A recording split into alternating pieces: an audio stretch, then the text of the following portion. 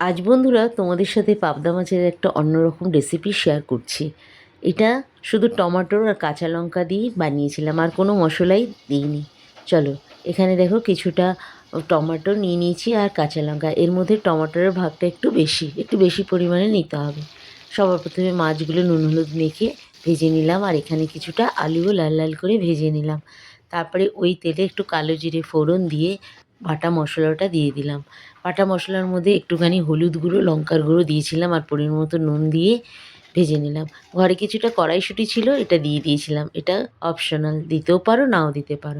এদিকে মাছটা আর আলুটা ভেজে এক সাইডে রেখে দিয়েছি। তারপর কিছুটা কষানোর পর মশলাটা, তারপরে ওর মধ্যে দিয়ে দিলাম ভাজা আলুটা।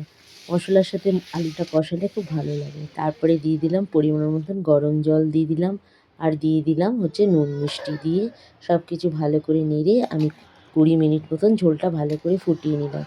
ঝোলটা আগে এই জন্য ফুটিয়ে নিই, মাছটা দিয়ে আমি বেশিক্ষণ ফোটাই না, কেননা পাবদা মাছ বেশি ফোটালে ভেঙে যায়। তারপরে একে একে মাছগুলো দিয়ে আরও 10 মিনিট গ্যাসটা কম করে ফুটিয়ে নিলাম। তারপরে সবশেষে কাঁচা লঙ্কা দিয়ে গ্যাসটা বন্ধ করে দিলাম। তারপরে 10 মিনিট ঢেকে গরম গরম পরিবেশন করলাম। কেমন লাগলো বন্ধুরা জানিও কিন্তু। ভালো লাগলে একটা লাইক শেয়ার কমেন্ট করো। আর তোমরাও এইভাবে বানিয়ে খেতে পারো। গরমের দিনে একদম কম মশলায় খুব ভালো লাগে, আর ভালোও হয়েছিল। তো তোমরা সবাই ভালো থেকো, সুস্থ থেকো। আজকের মতন টাটা।